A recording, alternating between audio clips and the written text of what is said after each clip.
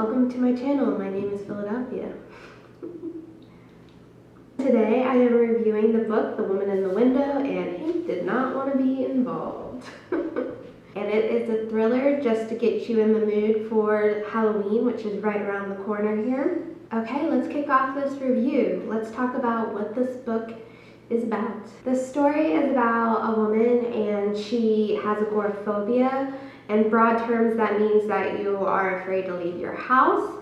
And usually that is brought on by some traumatic event. It's a way to deal with stress. And we don't really know why she's in this mental state. So we kind of learn throughout the book kind of what brought on this agoraphobia.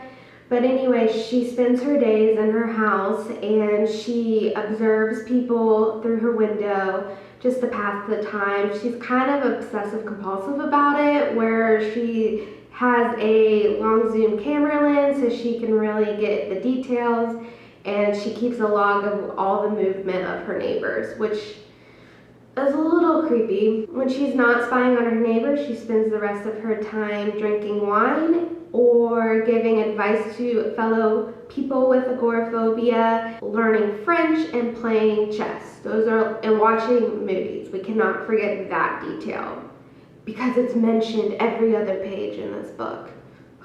It's ugh. So anyway, so that's who our main character is. She's definitely an alcoholic and she is abusing her medication. I will tell you that. So one night, when she's had a little bit too much to drink, which is about every night with this lady, she witnesses a tragic scene across the street, and she's like, what should I do? Should I go out of the house and try to help this person? Because she's afraid to go out of the house because she has agoraphobia. Or should she call 911? So that's kind of where the story takes place, is everything that happens after that scene and how she has to convince people what she saw actually happened. You don't know if you can trust her because she's kind of all over the place. People are lying and you're trying to figure out if what this woman saw is real, and she's trying to convince, and then she doesn't really believe herself. So it's really just kind of like a psychological thriller. It's just, you get thrown through the loop. Meanwhile, you're starting to learn about what made her have agoraphobia. And so yeah, that's the story. It's a thriller. This is usually the part in my reviews where I talk about the things I like about the book. I didn't like this book. It was a hard one for me to read. I was just pushing through it so I could finish it and talk to you. The one thing I did like about the book were the short chapters, so I could just like feel really good about finishing. I'm like, oh, I'm one chapter through, because they were only about like 3 or so pages, so at least it kept me motivated to finish the book. And so that's the only thing I liked about the book, really, was the way it was structured. So let's get to what I didn't like about the book. Ugh. My biggest complaint with the book, it was so fragmented.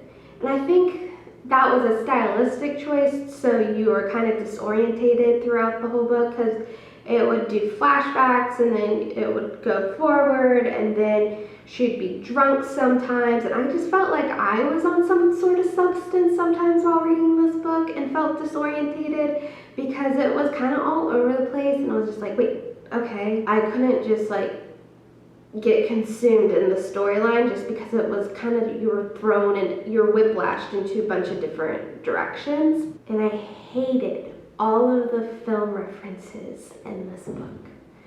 Kind of a pet peeve for me, I guess, when in books is cultural references, especially when the whole book hinges on them, because I don't think it holds the test of time when you have too many cultural touchstones in a book. It just like, half of the movies, and of course she was like an old movie buff person, and I get that's her character, but every other page it felt like had a movie title or a movie quote. Like, it was a very strong element in the book. It wasn't needed. Like, I get that you loving old movies is part of your identity, but it didn't need to be brought up throughout the entire book. Like, I get it. I would stop watching now if you haven't read the book and you're afraid of spoilers, just because you don't want the book ruined for you if you're going to make the commitment. Like, I just had a lot of problems with the characters in this book and just kind of like the police in this book. I thought they were terrible at their jobs and they didn't act in a professional way. It was just kind of weird and I felt like it wasn't very realistic. I don't get why they put the two conflicting parties in the same room to talk about the event that happened, because if you are a police and you're trying to get to the actual facts of the story, wouldn't you want both sides to be in different rooms and hear both sides and try to figure it out? I don't think that's how you do a police investigation, so it just seemed a little inaccurate. Especially when we're talking about what this woman potentially saw. Like, we're talking about a dead body here. You wouldn't have the person, your witness, in the same room as the killer. I don't think that's how police investigations are ran. If so, there's a lot messed up with the judicial system. We learn about Ethan and this teenager that seems to be complicated and a little, what's the word I'm looking for? I always had weird vibes about Ethan. I just thought, like, why did he keep coming over to the house? I mean, we get why later, but like, it was just weird. Like, that's a red flag. And I thought it was strange how he's like, well, I don't have a cell phone or an email. But then she would witness him being on his computer. So you're telling me this 16-year-old who has access to a computer doesn't have access to a way to communicate to the outside world? I mean, he's probably lying, but could you not have called his bluff? You're a doctor. Also, I didn't care for the ending of this book because, you know, she has agoraphobia and she finds comfort in her home because that's where she feels like she can be in control. But towards the end, when she almost gets killed in that home, you would think that would only worsen her phobia. I don't know, like, I feel like it wouldn't have solved her agoraphobia, and at the end, like the very last scene, she's able to walk outside after another traumatic event has happened to her. Here, you got agoraphobia because you had a traumatic experience, but hey, it got solved because you had another traumatic experience. Like, I don't think that's how it works. I think she would still be afraid to go outside after everything that happened with Ethan, right? I did not like this book. I thought it was all over the place. I thought it was fragmented. Yeah, it had some thriller elements. Like, I thought it was going to be David because the box cutting scene was just there to throw you off, and the earrings, but, you know, it's the creepy kid next door. So, which was my second guess because he was just weird. And I did think it was cool that the mom never did know and she really just thought the neighbor was crazy. Also, another thing I don't get is the dad. So he breaks into the house the night before and tries to choke her to scare her.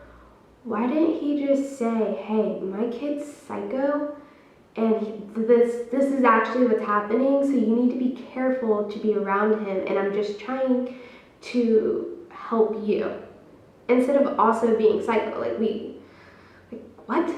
Maybe it's nature versus nurture. Like, Ethan is crazy because of his adopted father. It has nothing to do with his life before he got adopted. But it is getting turned into a movie, and I think, honestly, with the flashbacks and the choppy scenes of when he's trying to disorientate you, you don't know who the good person is, who the bad person is, I think it would almost work better in a film versus a book.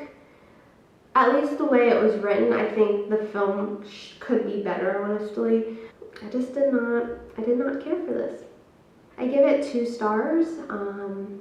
Yeah, that is how I feel about The Woman in the Window. So thank you so much for watching and stopping by my channel. I have another video that I just need to make. I finished a book called The Invisible Life of Addie LaRue, and that has been everywhere. That book is hopping right now.